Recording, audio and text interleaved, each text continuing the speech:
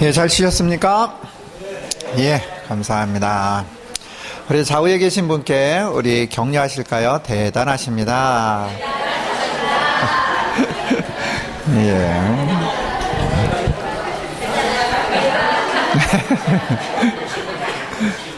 학교 다니실 때 이렇게 공부만 했어도 뭔가 했을 것 같아요. 예.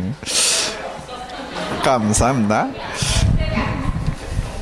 자, 이제 우리 거절의 벽을 보았어요. 그렇죠? 예, 거절의 벽에 있어서 감정적인 영역, 지적인 영역, 영적인 영역, 의지적인 영역은 왜 안 다를까요? 의지적인 영역은 이게 결정을 해요. 그렇죠? 내 감정과 내 지적인 영역과 내 영적인 영역이 결정을 해서 행동을 하는 거기 때문에 이제 의지적인 영역은 이렇게 세세하게 다룰 필요가 없습니다.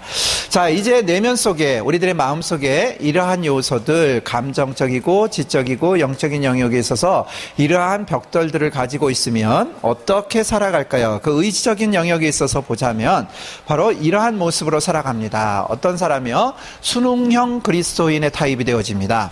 자, 순응형, 즉 뭐냐면 순종형이 아니라는 것이에요. 그냥 잘 따라간다라는 것입니다. 그냥 환경에, 상황에 그냥 잘 이렇게 접목되어지는 것이 순응형이지요. 그래서 순응형 그리스도인이 되어집니다. 자, 여기 보시는 자매는 모자를 새로 샀나 봐요. 그렇죠? 그래서 모자를 가리키면서 나 좀 바라봐 주세요. 이렇게 자기를 주목해 주기를 기대하는 것이 순응형 그리스도인의 모습입니다. 즉 뭐냐면 사람이 정직하게 하기 위해서는 겉과 속이 달라야 돼요? 동일해야죠. 그렇죠? 같아야 돼요. 내가 무엇인가 겉으로 표현해요. 제가 섬길게요. 제가 기도해 드릴게요. 제가 도와드릴게요. 걱정하지 마세요. 제가 힘이 되어 드릴게요. 무엇인가를 표현한다면 마음도 정말 그래야 되겠죠. 그렇죠? 예, 뭔가 왜곡된 것을 갖고 있거나 거짓말하는 것이 아니라 처음에는 그렇게 시작할 수 있다라는 것입니다. 처음에는 뭔가 이렇게 좋은 마음으로 시작할 수 있어요. 그런데요, 어느 순간인가 내가 인식되어지지 않고 당연하게 여겨지고 그러면 우리 마음속에서 이상한 게 올라오기 시작하죠. 나를 이렇게 형편없이 바라봐? 내가 섬긴다고 해서 자기 쫄로 보나? 뭔가가 있어요. 마음속에 불편한 마음들이 막 올라오기 시작하면서 겉과 속이 이제 뒤틀어지기 시작하죠. 그러면 처음에 동기는 뭐예요? 순종으로 시작했는데 그게 순응으로 갈 수 있다는 것입니다. 즉 뭐냐면 겉으로는 제가 기도해 드릴게요. 제가 섬길게요. 제가 봉사할게요. 그런데 그 의도가 무엇이냐면 바로 당신을 섬기는 게 나인 줄 알아주세요 라고요. 저를 사랑해 주세요. 제가 섬길게 저를 좀 인정해 주세요. 그래서 다른 사람에게 있어서 바로 인정받고 싶고 또 무엇인가 사랑받고 싶은 그러한 욕구로 옮겨지게 되어지는 것이 바로 순응형 그리스도인입니다. 이 사람은 어떤 사람이에요? 인정 중독자입니다. 그래서 많은 사람들에게 있어서 칭찬을 받으려고요, 인정을 받으려고요, 무언가를 해놓고서는 마치 산토끼기가 쫑긋 세워지는 것처럼 이렇게 사람들의 이야기에 집중을 합니다. 무언가를 해놓고 다른 사람이 나를 어떻게 평가했어? 라고요. 예, 어떻게 이야기하고 있어? 라고요. 그래서 다른 사람에게 나의 이야기를 듣고 싶어하는 그러한 욕구들이 일어나는 사람입니다. 그러다 보니까 어때요? 하나님을 두려워해요? 사람을 두려워해요? 사람을 두려워해요. 그렇죠? 사람에게 있어서 인정받지 못하고 사랑받지 못하면 많은 절망감이 들고, 그런데 포기하지 아니하고 계속해서 더 노력을 합니다. 왜요? 이 사람에게 있어서 가장 중요한 것은 바로 집중받는 것, 관심받는 것이기 때문에요. 그래서 인정받으려고 많이 몸부림치는 사람입니다. 그런데 이 사람이 정말로 이제 회복되어져서 순수한 동기였던 뭐예요? 순종적인 그러한 깨끗한 모습으로 다시 회복되어지면 이 사람은 바로 많은 사람들을 진정으로 돕는 자가 되어집니다. 예? 특별히 직업으로 따지자면 목양자가 되어질 수 있어요. 예, 그래서 많은 사람들을 목자처럼 이렇게 돌보고 양육하는 그러한 삶을 살아갈 수 있는 사람이 바로 순응형 그리스도인의 변화되어진 모습입니다. 자, 이것이 거절의 벽에 속해 있는 사람이에요. 거절의 벽에 있어서도 뭐요? 에너지가 있는 사람입니다. 그렇다면 거절의 벽에 속해 있는 또 한 가지의 타입이 있어요. 그 사람은 어떤 사람이냐면 바로 할 수 없다 형 그리스도인입니다. 자, 할 수 없다 형 그리스도인은 어떤 사람일까요? 우리가 이미 보았던 갑옷을 입은 사람입니다. 철저하게 자신을 가리워버리는 사람이에요. 이 사람은 뭐예요? 거절의 벽에 속해 있기는 하지만은 이 사람은 에너지가 없는 저 밑바닥에 있는 사람입니다. 그래서 거절의 벽에 있어서 속해 있는데 에너지가 있으면 수능형 그리스도인이 되어지지만 그나마 에너지도 없으면 할 수 없다형 그리스도인으로 반응해요. 즉 뭐냐면 수능형 그리스도인은 원래 시작을 뭘로 했다고요? 순종으로 했다고요. 그렇죠? 순종하는 삶을 살려고 반응을 했었는데 수능형이 되어버렸다면 이 사람은 아예 시도를 안 한다라는 겁니다. 할 수 없어요 라고 단정을 지어버립니다. 할 수 없어요. 나는 못해요 라고요. 내면으로는 어떨까요? 내면으로는 아예 진짜 포기해버리는 사람입니다. 안 갈 거예요. 안 할 거예요. 싫어요. 저는 여기에 있을 거예요 라고 완강하게 간곡하게 바로 자신의 삶의 한계를 결정해놓고 뛰어넘지 못하는 사람이 바로 할 수 없다 형 그리스도인입니다. 여러분, 우리가 모세를 기억할 수 있는데 모세가 전형적인 할 수 없다형 그리스도인이었어요. 그렇죠? 예, 바로 한 번의 실패로 인하여서 그냥 폭삭 주저앉아 버렸어요. 예, 모든 것들을 다 빼앗겼기 때문에 라고 이야기할 수 있지만 사실은 광야에 가서 제2의 인생을 살 수 있는데도 불구하고 모세는 광야에서조차도 바로 뭔가 양떼를 이끌어서 뭔가 부자가 되어지거나 다른 인생의 목표를 설계하지 못했던 사람이죠. 그냥 무너져 버렸어요. 그래서 40년을 죽은 사람처럼 살아가는 그러한 삶을 살았던 사람입니다. 하나님께서 찾아오셨어요. 그러면 뭐예요?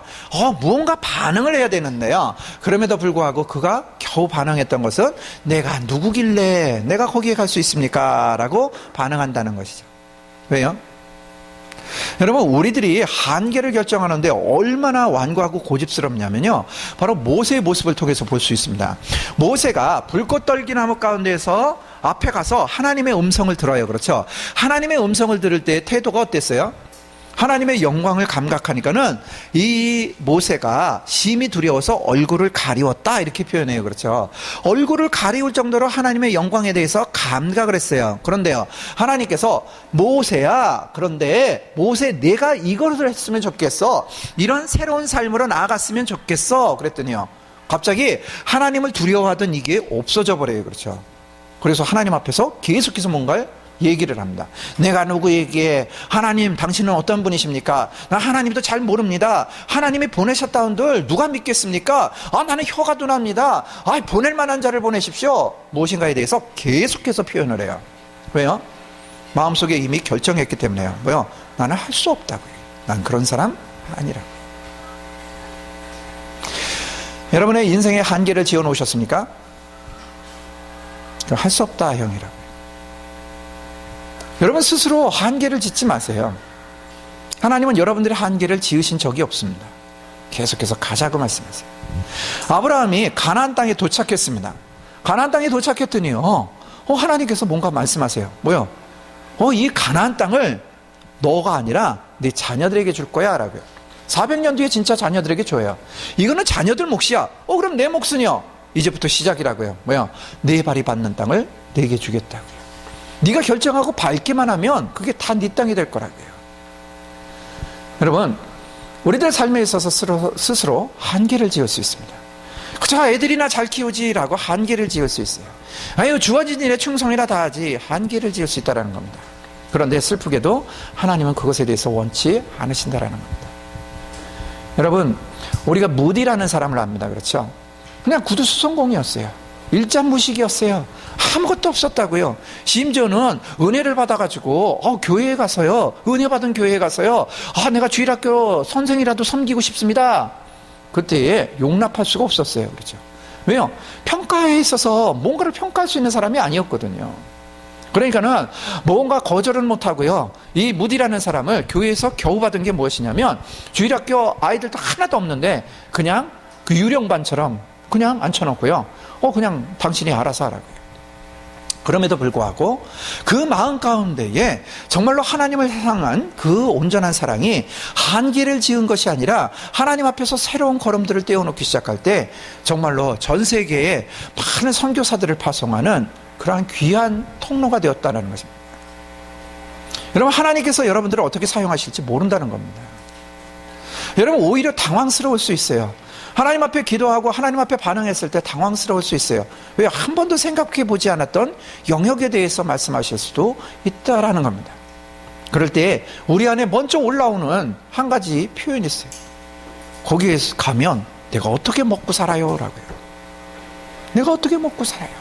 내가 어떻게 살아남느냐고요. 그런데 하나님께서는 보내기를 원하십니다. 하나님께서는 가라고 말씀하기를 원하세요. 여러분, 믿음의 사람이라면, 정말로 주님을 믿는다면 주님의 축복이 우리 안에 이미 임한 줄로 믿습니다. 그 축복이 뭔지 아세요? 바로 땅끝까지 이르러 주님의 증인이 되어지는 것입니다. 여러분, 하나님을 믿는다면 우리들의 한계는 어디 있냐면 땅끝이라는 것이에요. 가지 못할 곳이 없다라는 것입니다. 그럼에도 불구하고 할 수 없다라는 이 상처받고 무엇인가 이제 움츠리고 있는 그 영혼은 할 수 없다라는 삶을 살아간다라는 것입니다. 여러분, 말씀이 우리 안에 정말로 변화가 일으키기를 원합니다. 할 수 있거든이 무슨 말이냐고요. 믿는 자에겐 능치 못한 일이 없다라고요. 여러분, 바로 여러분들이 땅끝까지 가시게 될 줄로 믿습니다. 여러분, 이 제자학교가 우리끼리 좋은 학교가 되어지면 안 됩니다. 여러분, 제자학교를 이제 마치시고 나면 교회가 더 여러분들로 인하여서 부욕해 되어져야 합니다. 여러분, 찬양대에 서시는 분들이 많으셔야 돼요. 전도하는 일들에, 중보하는 일들에 많으셔야 돼요. 아니요, 여러분, 교회뿐만이 아니라 정말로 세상에 더 뛰쳐나가셔서 하나님의 사람들이 사업을 해도 어떻게 하는지, 하나님의 사람들이 교육을 해도 어떻게 하는지, 하나님의 사람들이 노래를 해도 어떻게 노래를 해야 되는지 세상에 울림이 되어지는 삶을 살아가기를 기대합니다. 여러분들 안에 소망이 있으십니까? 그 소망을 접지 말고 그 소망을 이제 또 새롭게 시작하세요. 여러분들의 삶 가운데 할 수 없다라는 것을 이제는 갑옷을 벗어버릴 때 하나님께서 놀라운 일들을 행하실 줄로 믿습니다. 새로운 땅을 향하여서 나아가세요. 도전하세요. 전도여행이라는 것이 왜 필요하냐면 전도여행은 학교의 프로그램이 아닙니다. 회복된 자의 삶이 바로 땅끝까지 이르러 계속해서 그 땅을 밟아야 되기 때문에요. 왜 재정을 들이고 시간을 들여서 왜 구태여 거기 가야 됩니까? 우리들이 합심해서 기도해도 하나님의 능력이 일어나요. 맞습니다. 그런데 하나님께서는 더 적극적인 걸 원하세요. 나가기를 원하신다고요. 그 땅을 딛고 서서 기도하기를 원하신다고요. 가서 우리들의 마음을 전달하는 것이 아니라 우리가 스스로 가슴을 열고 안아주면서 내가 안아주는 것처럼 주님께서 당신을 안으신다고 이야기하는 축복의 통로가 되어야 될 줄로 믿습니다. 여러분, 제가 이곳저곳 다니는데요, 정말로 귀해요. 너무너무 귀하세요. 왜냐하면 정말로 뭔가 삶이 힘들어서 아이들 때문에 필요에 뭔가가 있어서 첫 발짝을 내딛어서 몽골에서도 사시고 중국에서 사시고 미국에서 사시고 많은 분들이 사시는데요, 중요한 것은 그곳에서 하나님을 경험할 때 더 이상 내가 겨우 살아남기 위해서 아이들의 장래를 위해서 내가 살 길을 찾아서 이곳에 왔다는 이 절박한 마음이요, 오히려 하나님께서 보내셨다는 가슴으로 벅차고 그곳에서 또 하나님의 일들을 계속해서 일으키시는 놀라운 분들이 계시다라는 겁니다. 왜요? 하나님을 경험했기 때문에요. 여러분, 지금 우리는 어쩌면 전도행을 가냐 마냐에 대해서 기도하고 그것이 꼭 내가 필요하다고 생각되어질 수 있어요. 그런데 하나님께서 이 훈련을 시작하셨다면 그 일들도 이루실 줄로 믿습니다. 여러분, 여러분들이 결정해서 가지 마세요. 그러면 정직하게 안 가셨으면 좋겠습니다. 내가 갈 수 있기 때문에, 내가 가고 싶기 때문에가 아니라요, 하나님께서 보내셨다는 것을 확신하고 걸음을 떼어놓을 때 하나님께서 그 땅에서 뭘 보여주기를 원하시고 뭘 경험시키기를 원하시는지 그것을 누리게 될 줄로 믿습니다. 제가 태국이라는 곳을 자주 갔습니다. 그래서 많은 나라 중에 개인적으로 기도를 제일 깊이 하는 나라가 태국입니다. 태국의 동서남북을 다녀봤어요. 그런데 정말 매력을 느꼈어요. 왜 매력을 느꼈냐면 첫 여행이 이상한 여행이었거든요. 첫 여행이 신혼여행이었습니다. 그때 희한하게요, 환율이 굉장히 떨어져가지고 제주도 가는 거는 한 돈 100만 원이 든다면 태국 가는 게 한 50만 원 들었어요. 그래서 태국에 어떻게 재정도 없는데 고기를 하나님 보내셔서 유명한 파타야라는 휴양지를 갔었습니다. 가서 얼마나 좋았는지요. 왜 좋은 데 가면 막 사랑하는 사람들 생각나잖아요. 그렇죠? 그래서 우리 가족들도 왔으면 좋겠다, 뭐 이런 생각을 품었었어요. 그래서 신혼여행을 갔다 왔어요. 두 번째로는 DTS를 마치고 전도행 팀을 이끌고 그리고 태국 여행을 갔었습니다. 동일한 파타야를 갔었어요. 근데 다르더라고요. 그렇게 기가 막혔던 곳이 완전 죄악의 소굴인 거예요. 목적이 틀렸다라는 거예요. 놀러 가고 좋은 거 같더니요, 아주 깨끗한 호텔만 보였고요, 아주 환율 때문에 못 먹어보던 음식도 먹으면서요, 얼마나 행복했는지 모릅니다. 근데 그 땅의 실체를 보러 갔더니요, 그 땅에 가서 울고 가슴 아파서 돌아왔던 시간이 있어요. 목적이 틀리다고요. 여러분, 우리가 전도행을 간다는 것은 관계 훈련이 아닙니다. 전도행을 간다는 것은 그 땅을 구경하러 가는 것이 아니에요. 전도행을 가는 것은 하나님의 마음이 그 땅을 향하여서 어떻게 마음을 품고 계시는지를 동일하게 품기 위해서입니다. 여러분, 우리가 훈련을 마치고 집으로 돌아갑니다. 집으로 돌아가는데 사실은 집으로 돌아가는 것이 아니라요, 파송되어지는 것입니다. 왜요? 하나님의 존전 앞에서 이제 집으로 파송되어지고 생업으로 파송되어지시는 겁니다. 여러분, 우스갯소리 같아서 그렇게 표현 안 하지만 잘 다녀오십시오라고 이야기합니다. 왜 잘 다녀오십시오 하냐면 그곳에 가서는 내가 아버지의 축복의 통로가 되어야 되거든요. 변화의 도구가 되어야 되거든요. 그러기 위해서는 할 수 없다 그리스도인이 아니라 정말로 할 수 있거든이 무슨 말이냐, 믿는 자에겐 능치 못한 일이 없다고요.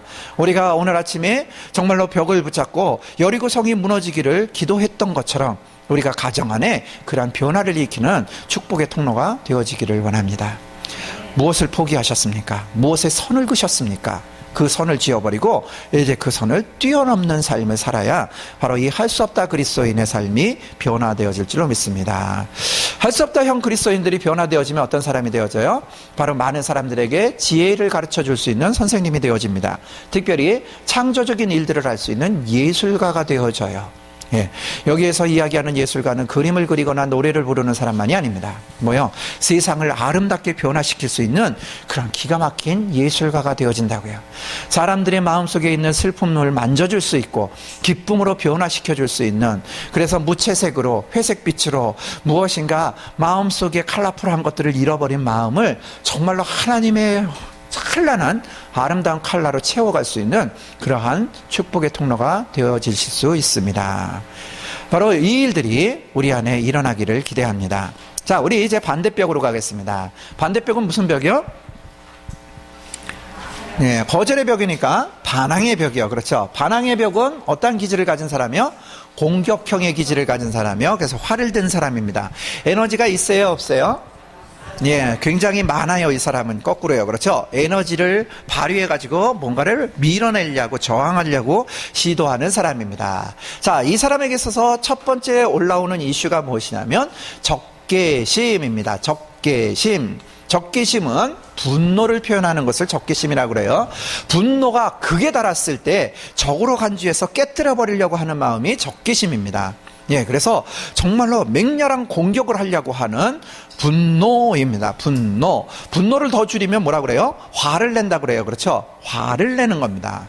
자, 그렇다면 분노를 느꼈을 때 우리가 그 화를 내는데요, 화를 내는 것이 잘하는 겁니까? 잘못하는 겁니까? 예, 안 넘어가세요. 예, 여러분 뭐 하는 거예요? 반응하는 거예요. 그렇죠? 반응하는 거예요. 감정은 무슨 상황에 대해서 감각하고 반응하는 것이지 감정 자체가 능력이 있는 것은 아닙니다.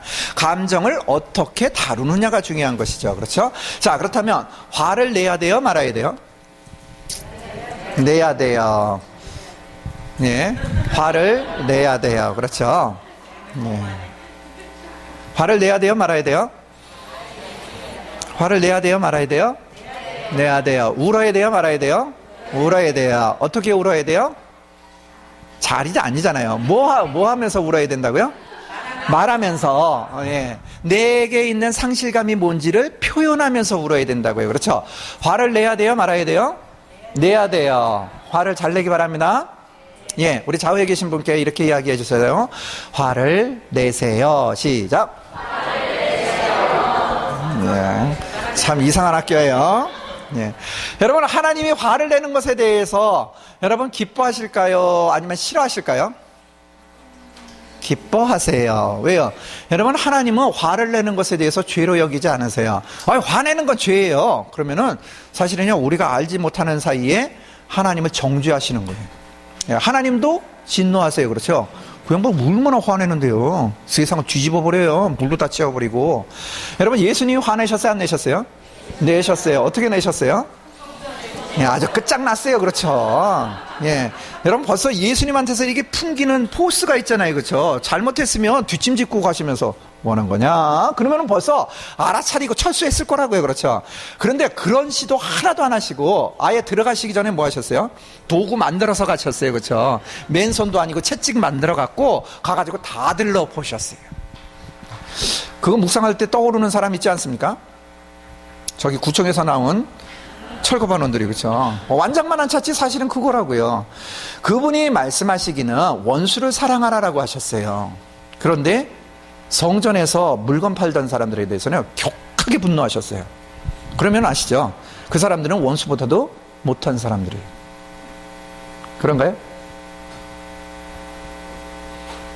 여러분, 예수님이 왜 그렇게 화를 내셨을까요?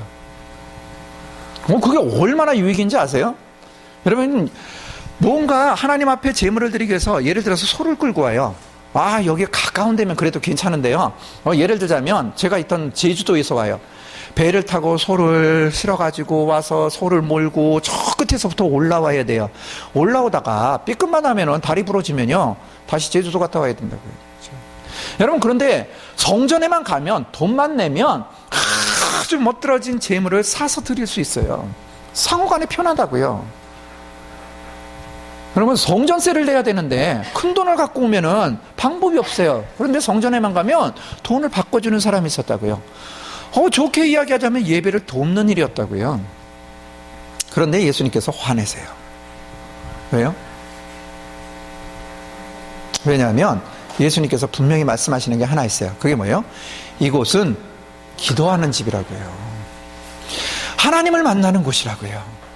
하나님을 만나는 곳인데 세상에 그 어떠한 편안이라든지 유익이라든지 결부되어서 이용되어서는 안 되는 곳이라고요.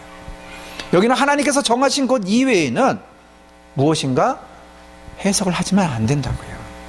하나님께서 말씀하신 것에 대해서 그냥 반응해야 된다고요. 여러분, 기도하는 집입니다.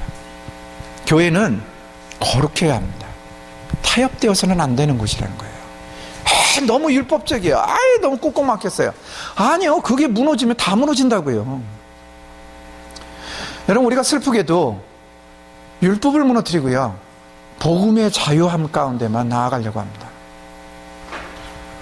그런데 이미 말씀드린 것처럼 하나님 앞에 나아가는데도 하나님의 평안을 사모하는 것이 아니라 나의 편안을 사모하고 나아간다. 저희 어렸을 때 저희 부모님들이, 저희 선배들이 신앙생활을 하는데요, 아주 여러 가지 이야기들이 있으십니다. 그때는 차가 없는데도 불구하고요, 자기 교회가 아무리 어렵고 힘들어도 분쟁이 일어나도요, 그냥 내가 섬기는 교회라고요, 그냥 거기 다니셨어요. 심지어는 걸어서 3시간, 4시간 우습게 걸어 다니시면서 그냥 그 교회를 섬기셨어요. 교회마다 몇 대에 걸쳐서 섬기는 그런 가족들이 계셨어요. 여러분, 그럼에도 불구하고 지금은요, 뭔가 어렵기만 하면 그냥 이사 가듯이 훌쩍 가버립니다. 포기해버려요. 안 오면 되지, 만나지 않으면 되지. 저희 어렸을 때에는요, 신발 하나 사도요, 너무너무 힘들었어요.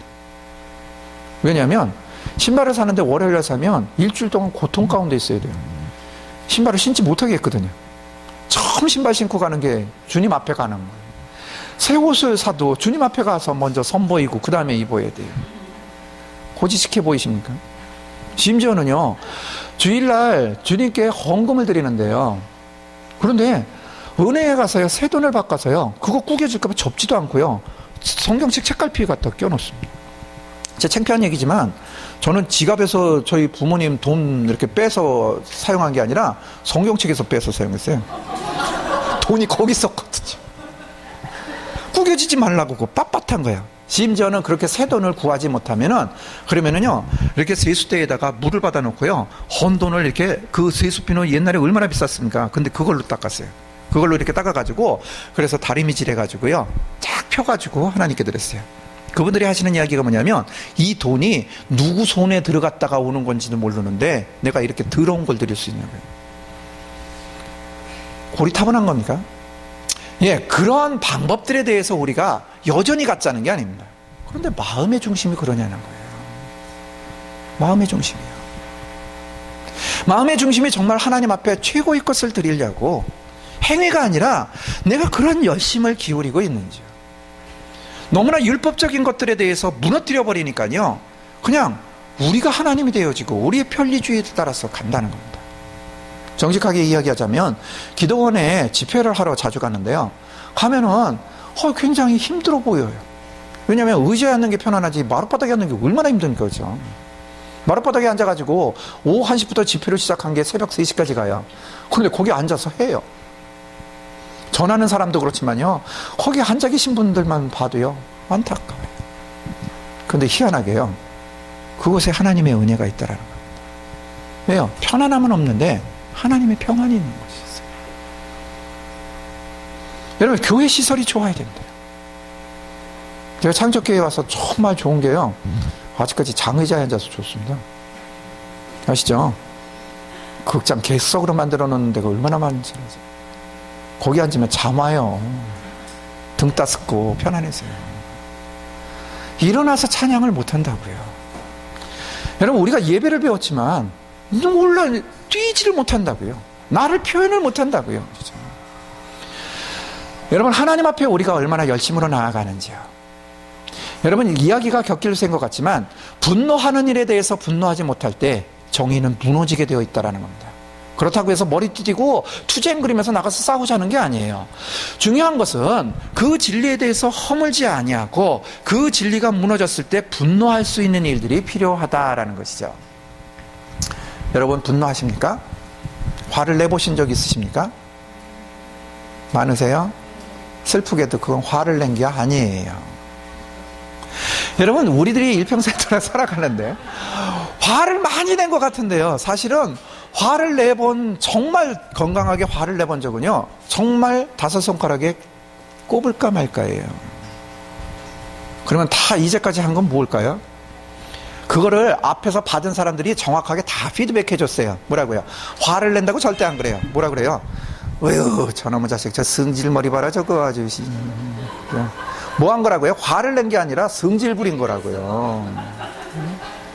여러분, 화를 낸다라고 생각하면 뭐예요? 소리 지르는 거. 화를 내는 거 뭐예요? 집어던지는 거. 화를 내는 거 뭐예요? 입 다물고 그냥 침묵투쟁하는 거.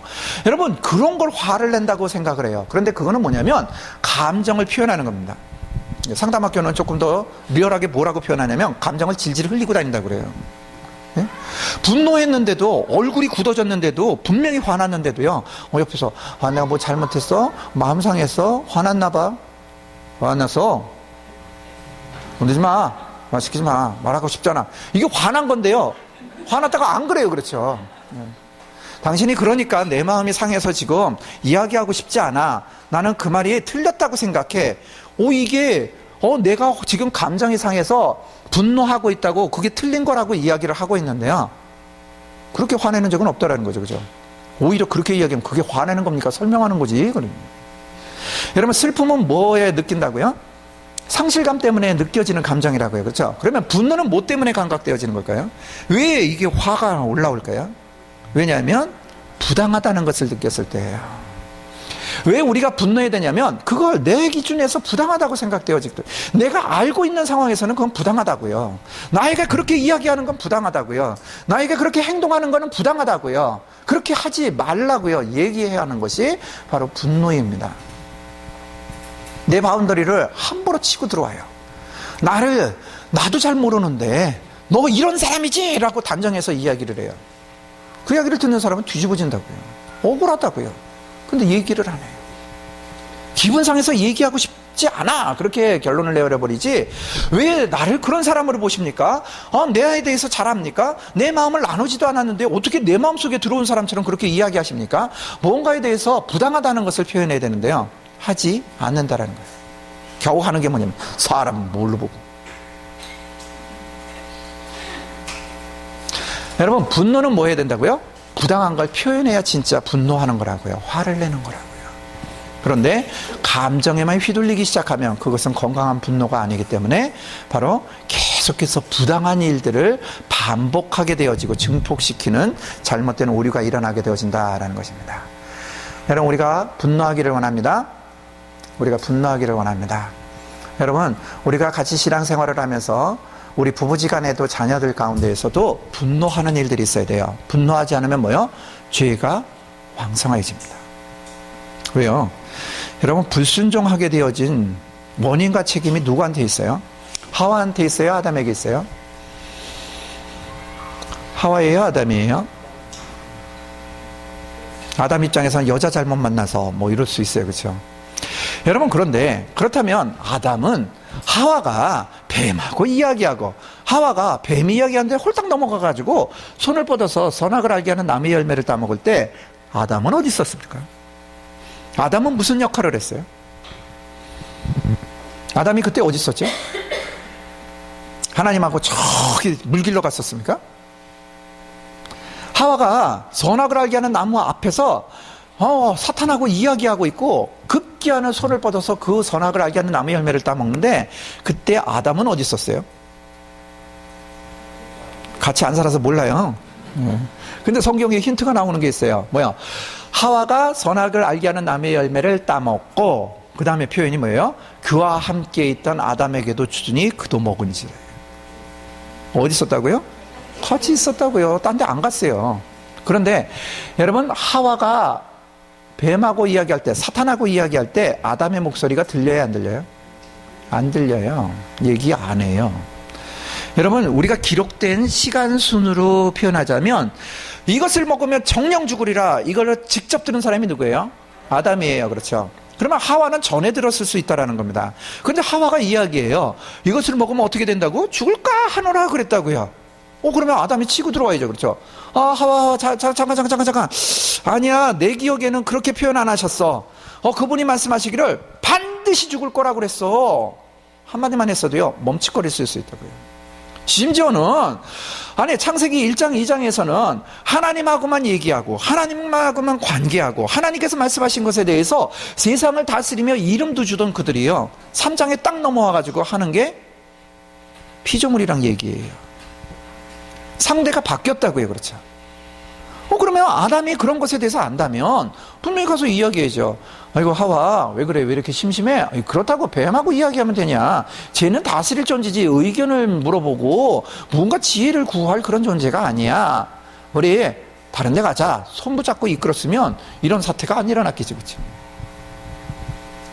여러분, 희한하게도요, 그 아담 할아버지하고 같이 살지도 않았는데 많은 남자들이요, 그거 배워갖고 와가지고요, 뭘 해요. 그죠? 애들을 혼자 키웠나? 애들 문제만 일어나면 애를 어떻게 키웠어? 뭐 이런 거, 남자들이. 그죠? 살림이 왜 뭐여? 이 모양이야? 그럼 어디 갔다 오셨어, 당신은? 매일같이 집에서 출퇴근했으면서. 책임을 전가시켜요. 그렇죠?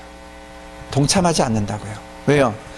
여러분, 하와는 실제적으로 손을 뻗어서 선악을 알게 하는 나무의 열매를 따먹고 취하고, 그리고 아담에게도 준 죄가 있다면 이 아담에게 있어서 큰 죄는 뭐예요? 진리에 대해서 입을 다물었다는 겁니다. 불의가 행해지는 것에 대해서 침묵했다는 거예요. 여러분, 우리 안에 회복이 있어요. 진리가 무엇인지에 대해서 이야기할 수 있어야 된다는 거예요. 진리가 세워져야 한다는 겁니다. 가정 안에서도 그냥 흔한 이야기처럼 한번 봐줘, 에이 좀 넘어가, 에이, 그 꼬치꼬치 따지고 그러냐, 이게 아니라요, 죄는 죄로서 다루려고 하는 태도가 있어야 된다는 것이죠. 잘못했다고, 그건 잘못이라고 회개하자고, 돌이키자고. 여러분, 그런 회복이 있어야 합니다. 여러분, 우리들이 자녀 앞에 섰을 때 우리들이 완벽한 사람이 되어질 수 있어요. 너가 왜 그 모양으로 살아? 라고요. 근데 사실은 그게 아니라 정말로 진리를 선포한다면 바로 그 일들에 대해서 함께 아파하고, 함께 그 아이가 죄에 대해서 반응하지 못하는 것을 죄로 가르쳐주고 정죄하는 것이 아니라 그 죄에 대해서 함께 돌이키는 그러한 회복의 노력이 우리 안에 있어야 된다는 거죠. 여러분, 자녀가 게임 속에 깊이 자꾸 빠져가는데 왜 두려워하고 왜 방치하십니까? 부부지간에 문제의식을 느끼는데 왜 가만히 계십니까? 성경 말씀에 기도 이외에는 분방하지 말라 그러셨어요. 여러분 기억하십니까? 우리 부부는 싸우면요, 한 사흘 동안 말 안 하고요, 같이 잠자리도 하지 않고요, 그냥 각방 써요. 풀어질 때까지 기다려요. 그게 우리 라이프 스타일이에요. 그렇습니까? 아니요. 그것 때문에 문제가 일어난다고요. 덮어두는 것 때문에 문제가 일어난다고요. 갈등이 없이 하하호하는 것만 행복한 부부가 아니라고요. 진짜 행복한 부부는, 장래성 있는 부부는 어려운 것에 대해서도 이야기할 수 있어야 된다고요. 서로 벌거벗었으나 수치스럽거나 두려워하지 않았다고요. 죄를 계속해서 키우는 일들이 무엇이냐면 바로 이 생활 습관에 사로잡혀서 보류하고 덮어두는 일들입니다. 제가 상담을 하는 사람이지만 정말 힘든 게요, 손 쓸 때 오셔야 되는데 본인도 감당 못하는데 제3자가 뭘 감당하라고 오셔서 어떡하냐고 그러세요. 갈 때까지 다 가시고 마지막 카드를 갖고 오세요. 하나님의 기적이 일어날까요? 여러분 성경의 야고보서에 보면은 뭔가 죄가 머물고 뭔가 문제가 있을 때 뭐 하라고요? 구체적으로 가르치세요. 교회 장로들을 청하여 하라고요. 이게 노출하는 게 아니에요. 본인 스스로 안에서 할 수 없으면은 외부의 도움이라도 받아야 된다라는 겁니다. 여러분 교회가 지금 어려워지는 이유가 바로 교회 지도자들을 가정 안에 이끌어서 함께 그 싸움을 싸워가지 않는다라는 겁니다. 판단받고 정죄받고 분별해서 네가 잘했니 내가 잘했니 그것만 분별받으려고 하지 이 문제 자체를 회복하려고 하는 마음들이 없다라는 거죠. 여러분 사실은 죄를 드러내고 다루어가는 용기가 있어야 한다는 겁니다. 이 일을 확장시키지 마세요. 그럼에도 불구하고 우리 안에 진리에 대해서 반응할 줄 모르는 잘못된 분노가 있을 때 이제 올라오는 것이 자만심이 옵니다. 자만심은 뭐냐면 스스로를 만족시키는 마음이에요. 왜요? 사실은 만족이라는 것은 연합 가운데 일어나야 됩니다. 기쁨은 함께 하는데 일어나는 것이에요. 여러분 아담이 홀로 있는 것이 독처하는 것이 좋지 못하다라고 말씀하셨어요. 이 좋지 못하다라는 이야기가 바로 배드라는 이야기예요. 나쁘다라는 것이에요. 그런데 이 나쁘다라는 것이 그냥 우리가 느끼는 나쁨이 아니라요, 하나님께서 세상을 말씀으로 지으셨을 때 빛이 있으라 하심에 빛이 있었고 저녁이 되고 아침이 되니 보시기에 좋았더라. 이 좋았더라가 영어로 굿이라는 단어를 사용합니다. 굿, 훌륭해, 좋아라고요. 하나님이 감탄사를 연발하신 것이 아니라요, 하나님이 보시기에 좋았더라라는 것은 그 굿이라는 의미 속에 선하다라는 것이 있다라는 겁니다. 히브리어로는 선하다라는 표현이지 훌륭하다라는 표현이 아니에요. 최고이고 엄청난 것을 품고 있지만 정말 이야기하고 싶었던 건 뭐냐면 나는 이 빛을 선하게 지었다라는 것입니다. 하루하루를 하나님의 선으로 채웠다라는 것이에요. 하나님이 보시기에 좋았더라. 그런데 하나님이 보시기에 심히 좋았더라라는 표현을 했던 날이 있어요. 그게 언제예요? 그게 마지막 날이에요. 그게 사람을 창조하시고서요. 하나님께서 보시기에 사람은 뭐라고요? 최고의 선으로 만들어졌다고요. 왜요? 하나님의 거룩한 형상으로 만들어졌기 때문에. 그런데 하나님께서 갑자기 말씀하세요. 아담 혼자 있는 것을 보고 뭐예요? 좋지 않다라고요. 그럼 뭐예요? 나쁘다가 아니라 악하다. 악하다예요. 여러분 제가 학교를 섬기면서 항상 놓지 않는 기도가 하나가 있습니다. 그게 뭐냐면 우리가 구별될까 봐요. 하나님 앞에 나를 구별되어 드리어야 하는데 그게 아니라 사람들 사이에서 구별된 존재가 되어지면 그거는 잘못 가는 거라는 겁니다.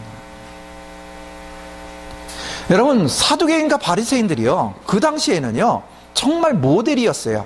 하나님 앞에서 행하신 명령하신 것에 대해서 준행하는 사람들이었어요.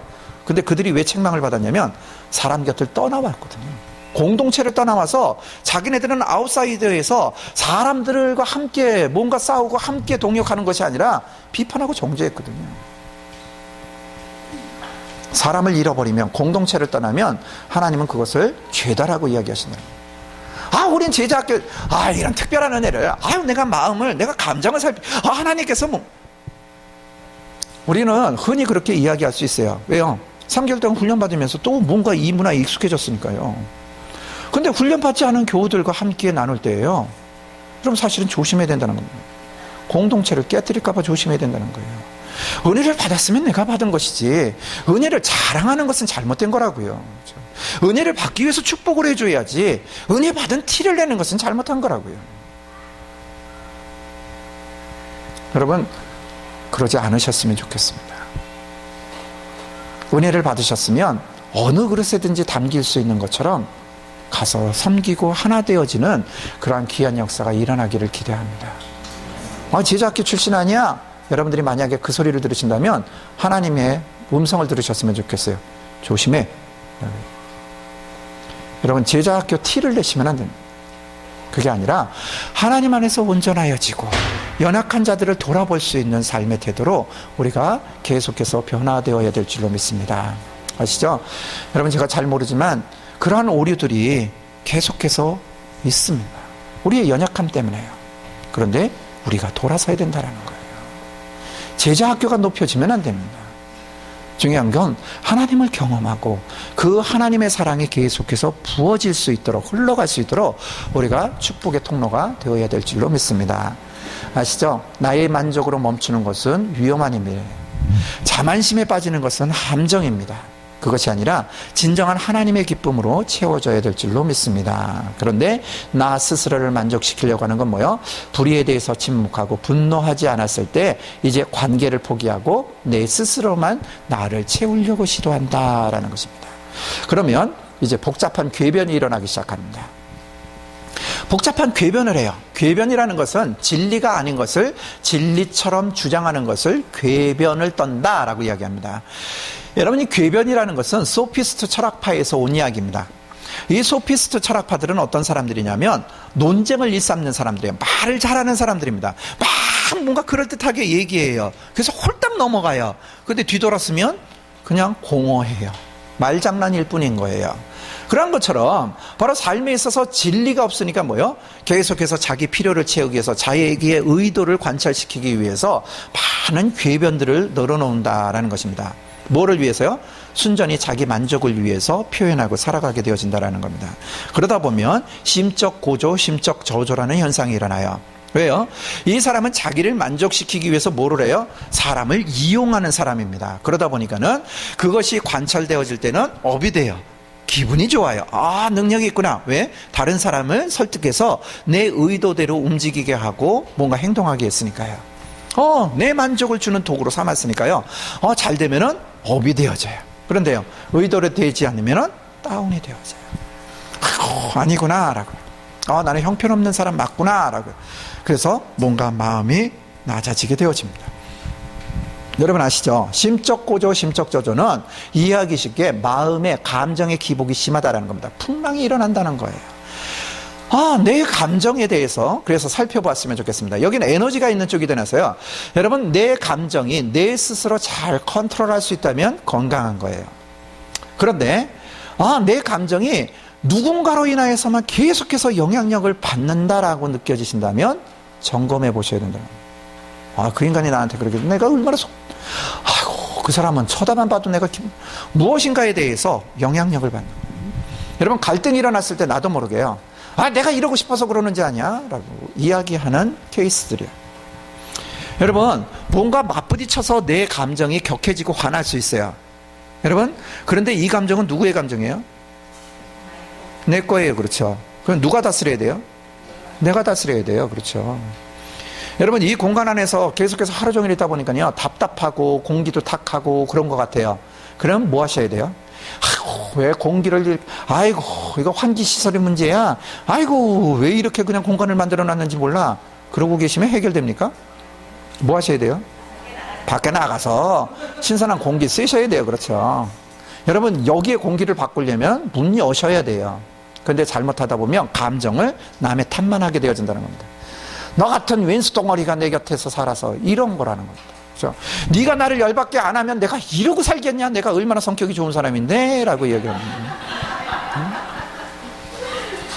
그게 아니라는 거죠. 그렇죠? 내 감정은 내가 지금 결정해서 그 감정을 취한 거기 때문에요. 내 감정을 내가 다스려야 되는데 그 감정을 다스리는 것을 놔버리면 마치 급류를 타고 내려가는데요, 모든 조종할 수 있는 키나 노를 다 집어던지고 그냥 그 흐름에 따라가는 것과 다름없다라는 겁니다. 여러분, 심적 고조, 심적 저조, 이게 감정적인 영역인데 중요한 것은 이게 깊어지면, 이게 계속해서 방치되어지면 정신병에 이르게 됩니다. 그게 뭐예요? 그게 조울증이라는 병이에요. 여러분, 조울증이라는 건 무엇입니까? 조울증이라는 것은 조증과 우울증이 겹쳐서 오는 거예요. 반복적으로 오는 거예요. 뭐 아침에 좋았다가 저녁에 까부라지고 이런 건 아니에요. 그런데 주기가 대부분 한 6개월 정도씩 이렇게 터닝이 되어집니다. 예.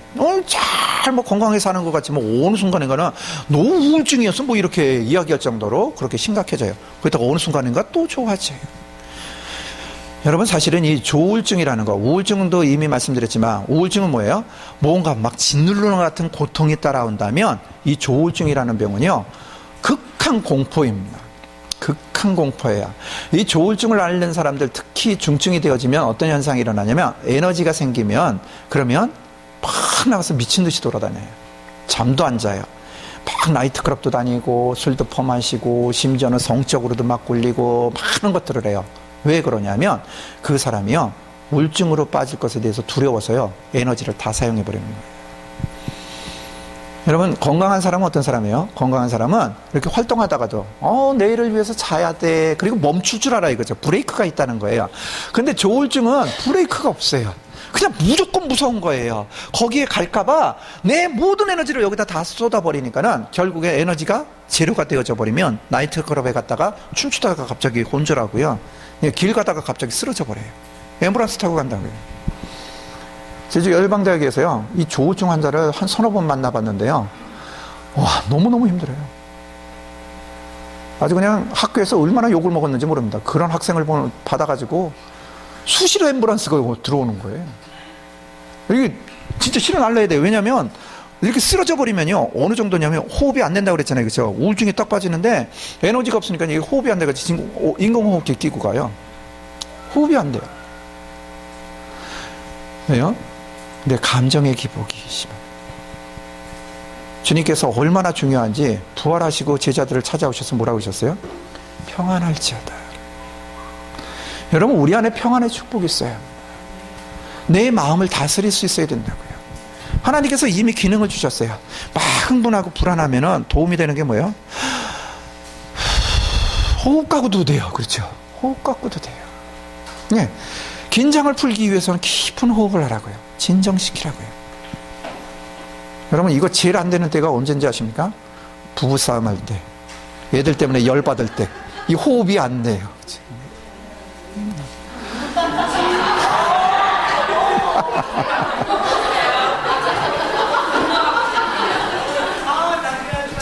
여러분, 사실은요, 그래서 이렇게 돌아다니는 팁들 보면 부부간에 있어서 갈등을 원만하게 해결하는 방법 중에 하나가 멈추고 호흡하세요 가르쳐요. 진짜로요. 네, 멈추라고요. 한번 멈추면 굉장한 유익이라고요. 내 감정을 충분히 다스릴 수 있는데 그것을 놓아버리면 심적 고조, 심적 저주, 정신없는 풍랑 속에 있게 되어집니다. 자, 이것이 감정적인 영역이에요. 그러면 지적인 영역에 있어서는 에너지가 있으니까 뭐예요? 우월의식에 빠집니다. 우월감에 빠져요. 여러분, 에너지가 없는 반대벽에서는 지적인 영역에서 첫 출발이 뭐였어요? 열등의식이었어요. 열등감이었어요. 열등감은 뭐 때문에 온다고요? 비교 때문에 온다고요. 그렇죠? 비교 때문에 내가 이렇게 부족하구나. 그래서 나의 연약한 부분들을 취해서 주저앉아 버린다고요. 이게 나야 라고 주저앉아 버린다면 우월감은 어디서 오는 걸까요? 우월감도 비교의식에서 와요. 그렇다면 여러분, 정돈할 수 있는 게 우리들의 머리, 우리들의 지적인 영역은 항상 빠르게 달려가는 게 뭐라고요? 맨날 비교하고 산다고요. 비교하고 산다고요. 옷만 뭔가 새 옷 입고 좋겠다. 응? 끊임없이 비교해요. 그렇죠? 끊임없이 비교해요. 심지어는 기도하는 것 갖고도 비교해가지고 입을 다물어버려요. 그렇죠? 예. 옆에서 그냥 줄줄줄줄줄 뭔가 기도하면 아이고 좋겠다. 기도할 맛이 안 나습니다. 이게 왜 막히냐면 비교해서. 근데 이쪽은 에너지가 있어요. 그러니까 뭐예요? 기죽지 않으려고요, 오버하는 쪽입니다. 그렇죠? 내가 왜 부족해야 돼? 그래서 자랑거리를 찾아가지고요, 이게 나야. 너 기도 잘해? 근데 나는 돈 있어. 뭐 이런 거 하는 거예요. 네. 그래서 자기의 자랑거리를 찾아서 기죽지 않으려고, 주저앉지 않으려고 지적인 영역이 활발하게 진행을 합니다.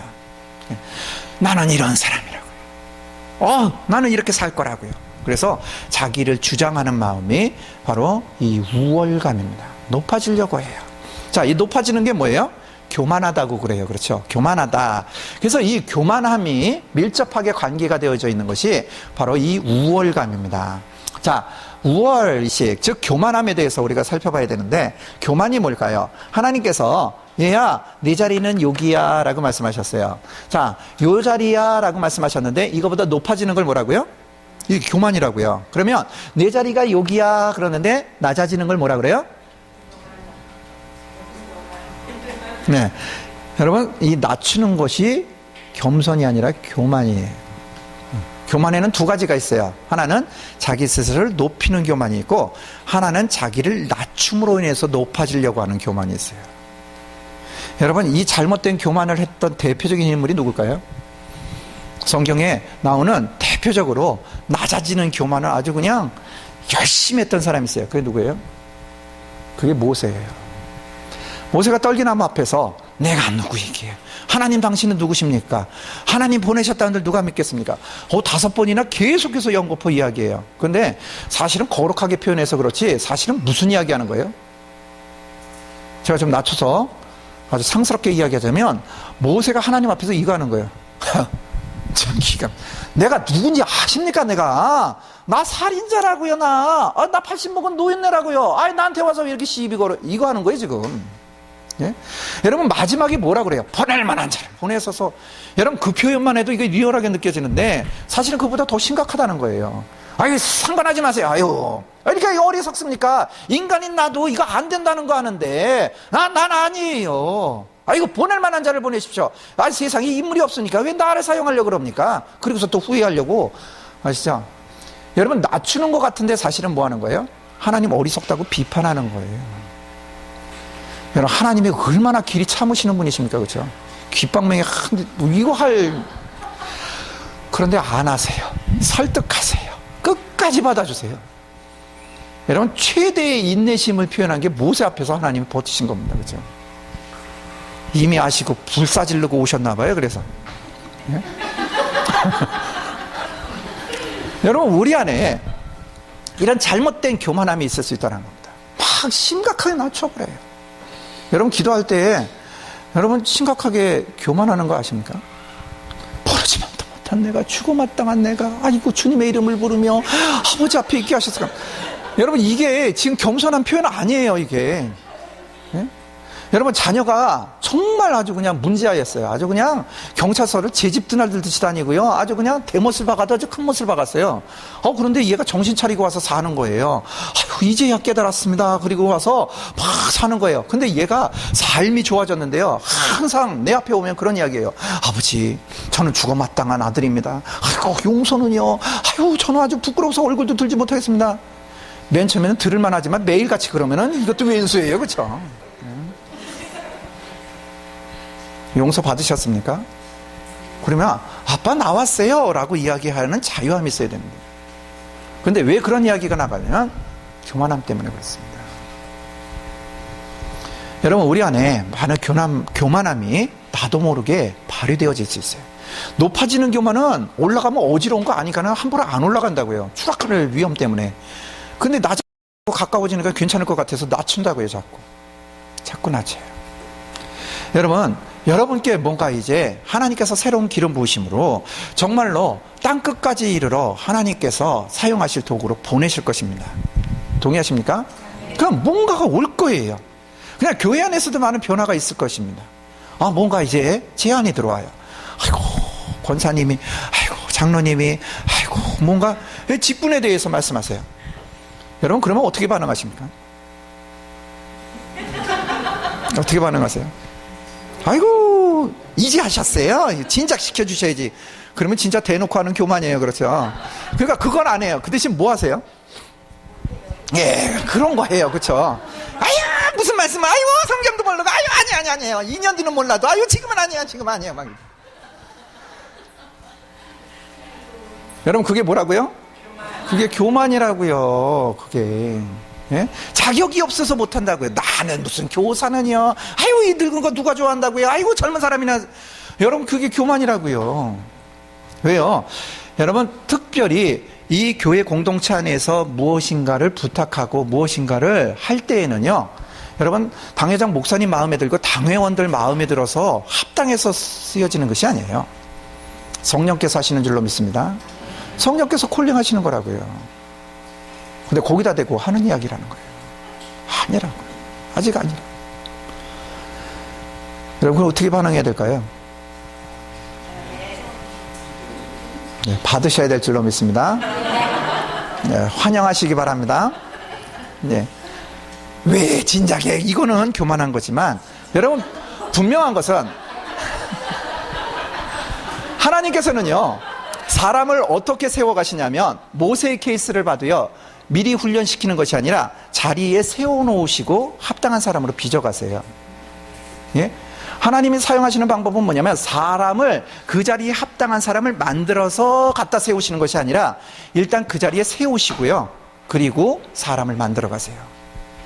그게 하나님의 방법입니다. 여러분, 정신살 없이 주님 앞에서 반응하고, 아이고 나는 주님을 안 버립니다, 주는 그리스도시여 살아계신 하나님의 아들이십니다, 뒤돌아서 가지고 사탄아 물러가라, 이렇게 정신살 없는 인간도요, 하나님께서 사용하시기를 그거 모난 것들을 다듬어서 완전하게 만드셔서 세우시는 것이 아니라 세워놓고 그렇게 사용하세요. 여러분, 하나님께서 새로운 자리, 새로운 길, 새로운 일들에 대해서 제안하실 때에, 그때에는 하나님께서 나를 새롭게 하시는 귀한 시간일로 우리가 인식하고 반응하기를 원합니다. 예, 그래서 아멘. 예, 제가 정직하게 생각하기에는 정말 턱없이 부족하지만 주께서 말씀하신다면 그 자리에 합당하도록 제가 더 충성하겠습니다. 제가 그 일들에 대해서 더 열심히 노력하겠습니다. 그러한 겸손함이 우리 안에 있기를 기대합니다. 그래서 겸손함은 뭐라고요? 겸손함은 높아지는 것도 아니고 함부로 낮추는 것도 아니고 하나님께서 말씀하신 그 자리를 아멘으로 인정하고 받아들이는 거라는 겁니다. 아멘, 아멘. 그렇습니다. 아멘. 그러한 일들을 잃어버렸을 때 우리 안에 이제 우월감이 작용을 하면 경쟁심이 일어나게 되어집니다. 경쟁심은 뭐예요? 바로 내가 얼마나 괜찮은 사람인지 자랑거리인지 입증해 보이려고 한다라는 것입니다. 그래서 경쟁을 해요. 내가 보여줄 거야. 내가 얼마나 괜찮은 사람인지 보여줄 거야. 그래서 경쟁을 하게 되어져요. 그래서 더 높은 자리에 올라가려고 합니다. 여러분, 이 경쟁심은 많은 사람들을 잃어버리게 만듭니다. 경쟁을 하다 보면은 본질을 잃어버리게 되어져요. 여러분, 우리 한국의 교육 풍토가 잘못되어진 근본적인 것을 단 한마디로 표현하자면 경쟁 교육을 해서 망가지는 겁니다. 뭘 얼마나 배웠는지를 살피는 게 아니라요, 몇 등이냐가 중요한 거예요. 그렇죠? 얘가 1년 동안 공부를 했는데 얼마나 가르친 것을 자기 것으로 만들었는지에 관심이 없다라는 거예요. 그 말이죠. 그게 성적으로 나오는데요. 아니요. 여러분, 우리들의 삶 가운데에 계속해서 뭔가 앞질러 가야 됩니다. 앞질러 가야 돼요. 사회에 가서 성공하는 게 무엇입니까? 자기도 모르는 사이에 뭔가를 표현해요. 뭔가 명함 주셨는데요. 그 유명한 그룹의 부장님이세요? 굉장히 높으시겠어요. 뭘 높긴요. 그냥 한 중간쯤 되는데요. 제 밑으로요, 한 5,000명 있어요. 그게 중요하다라는 겁니다. 그죠? 그게 중요하다는 거예요. 저희 동생이 사업을 합니다. 저희 동생이 사업을 하는데, 저 오랫동안 사업을 했어요. 한 20년, 30년 계속 사업을 하고 있습니다. 사업을 하는데 얼마나 가정을 보면 안타까운지요. 왜냐하면 주말 부부입니다. 저희 동생은 저 부산에 가 있어요. 그리고 다른 식구들은 지금 서울에서 살고 있습니다. 주말에 올라와요. 주말에 올라오는데 이렇게 문득 만나면요, 그러면은 애가 막 달라져 있어요. 사업을 잘하나 봐요. 얼마 전에 봤더니 외제차를 타고 왔어요. 엄청난 무슨 이상한 차를 타고 왔어요. 그래서 요새 사업 잘 되냐? 그랬더니 형은 경기가 좋은지 아냐? 그런데 너 어떻게 이런 차를 타고 다니냐? 형, 세상은 있잖아, 보이는 게 중요해. 만나는데 내가 버스 타고 그리고 걸어가면 나 만나주는지는 아냐? 그러는 거예요. 과시를 해야 된대. 월급도 집에 제대로 못 갖다 주면서 막 입는 건 뭐 이상한 거 입고 다녀요. 저희 동생이 그냥 옷 없는 줄 알면서 뭔가 이렇게 옷을 줘요. 근데 주는 건 고마운데 입고 다닐 옷을 못 줘요. 한 번은 마이를 줬는데요, 마이를 이렇게 밤색 마이를 줘서 여름 마이가 되나가지고 이렇게 마 같은 걸로 만든 거더라고요. 보기에도 참 고급스러워가지고 고마워. 그리고서 이제 쇼핑백에 넣은 걸 그냥 이렇게 보고서 갖고 왔어요. 집에 와서 딱 입어봤는데요. 이야, 무대에 있으면 딱 좋겠다. 여러분들이 아시잖아요, 그렇죠? 제가 굉장히 프리하게 입잖아요. 또 컬러풀하게 입으려고 그러는데 저도 소화를 못 하겠는 거예요. 왜냐하면 등판에요. 등판 하나 가득이 자수를 놔가지고요. 밤새 옷에다가 빨간 걸로 이렇게 쫙 자수를 하는데 제가 그거 입고 어딜 갑니까? 여담이지만 여러분 뭔가 이렇게 과시하려고 그래요. 인정받으려고 하는 거예요. 예, 드러나 보임으로 인해서 뭔가를 표현하려고 합니다. 왜요? 바로 이겨야 되기 때문에요. 나 이런 레벨에 있는 사람이에요. 무시하지 마세요. 라는 그 레벨을 표현하기 위해서 경쟁하게 되어집니다. 경쟁하다 보면은 친구, 동료, 모든 것들이 다 사라져요. 그러면 다 뭐예요? 이겨야 할 대상이에요. 아유, 무슨 부모님하고 무슨 경쟁을 해요? 여러분 아세요? 부모님하고도 경쟁해요. 부모가 무시하고 그러면 내가 보여줄 거야. 내가 괜찮은 딸인 걸 보여줄 거야. 저랑 아주 귀하게 동역하던 한 자매가요, 지금 인도네시아 가서 장신대 거기 교수로 있습니다. 이 자매가요, 연대 신대원 나오는 자매예요. 상담대학원 박사입니다. 그런데 뭐가 부족해가지고 열방대학에 와서 상담학교 훈련받고 그랬어요. 이 자매가요, 부흥사 목사님 딸이에요. 부흥사 목사님 딸인데 왜 그렇게 열심히 공부를 했냐면요, 동생이 하나가 있는데 이 동생을 아버지가 최고로 여긴 거예요. 딸은 뭐를 해도 하나 알아주는 거예요. 그러니까 이 딸이 오는 순간인가 결정을 해가지고요, 내가 아버지가 귀여워하고 총애하는 아들보다도 나은 거 보여주겠어. 그래가지고 정말 무식하게 공부를 했대요. 무식하게 공부를 해가지고요, 박사학위를 땄어요. 아빠가 돌아오시기를 기대하고 나 이렇게 됐다고. 근데 아버지가 부흥회 갔다가 돌아오시면서 빗길에 차가 미끄러져서 교통사고 나서 그냥 돌아가셨어요. 상담학교 와가지고요, 난생 처음 자기가 그거 꺼냈대요. 얼마나 그냥 발버둥 치면서 억울해서 우는지요. 내 일평생토록 아버지한테 내가 괜찮은 딸인 거 증명하려고 이렇게 몸부림쳤는데 아버지 끝까지 잔인하게 그거 봐주지 않고 인정해주지 않고 그냥 가버렸다고요. 아버지한테 얼마나 욕하면서 막 분노를 하는지요. 왜요? 아버지하고도 경쟁한 거예요. 입증해 보이려고. 경쟁심은 이렇게 무섭습니다. 부부가 하나 되지 못하는 것은 서로 잘났다고요. 나 섬기는 자 안 되겠다고요. 돕는 배필 안 되겠다고요. 서로 돕는 배필이 되라고 하셨는데요, 요구하는 배필로 변했다고요. 나 이렇게 눌려 살지 않겠다고요. 여권신장을 이야기합니다. 여러분 아시죠? 여권신장은 하나님이 원하시는 게 아니에요. 여러분, 여성이 높아야 되고 남성이 높아야 되는 게 아닙니다. 돕는 배필의 의미는 뭐냐면 완성시킨다는 의미예요. 부족한 것들을 채운다라는 의미지 절대로 서비스가 아니에요. 남자 혼자 존재하면 완전치 못하다고요. 여자 혼자 존재하면 완전치 못하다고요. 둘이 하나가 되어져야 된다. 그럼에도 불구하고 이 경쟁심은 많은 관계들을 깨뜨려 버립니다. 다 뭐요? 이겨야 할 대상이에요. 경쟁심이 많으면 부부싸움에요, 절대 이해함이 없어요. 뭐요? 말도 되든 안 되든 그때 갖다 붙여가지고 어찌됐든지 이겨 먹으려고 그래요. 심지어는 자기가 그렇게 살았으니까는 딸 자식 출가시킬 때요, 앉혀놓고 최후의 권면이 뭐냐면, 야 신혼 시절에 잘 잡어, 이거부터 시작해요. 왜 그런 이야기가 나가냐면 경쟁심 때문에요. 경쟁심 때문에. 자, 이 경쟁심은 결국에 군림하게 되어집니다. 군림은 뭐라고요? 사람 위에 올라서는 거예요. 경쟁의 대상이 누구였기 때문에요? 바로 사람이었기 때문에 사람을 딛고 올라서게 되어집니다. 그러면 군림하게 되어지면 이제 일어나는 현상이 완고함이 일어납니다. 완고하다는 것은 고집과 함께 설명할 수 있는데요, 완고하다, 고집스럽다 비슷한 말인 것 같은데 조금 차이가 있어요. 완고하다는 것은 생각을 굽히지 않는 것입니다. 자기의 생각을 주장하는 거예요. 아, 내 생각이 이래, 내 생각을 따라와야 돼. 이게 완고함이에요. 완고함에 빠지면 뭐가 있어요? 자기 생각을 주장하다 보니까는 곁에 있는 사람 이야기를 안 들으려고 그래요. 듣는 것 같아요. 아, 이번에 어떻게 하면 좋을까?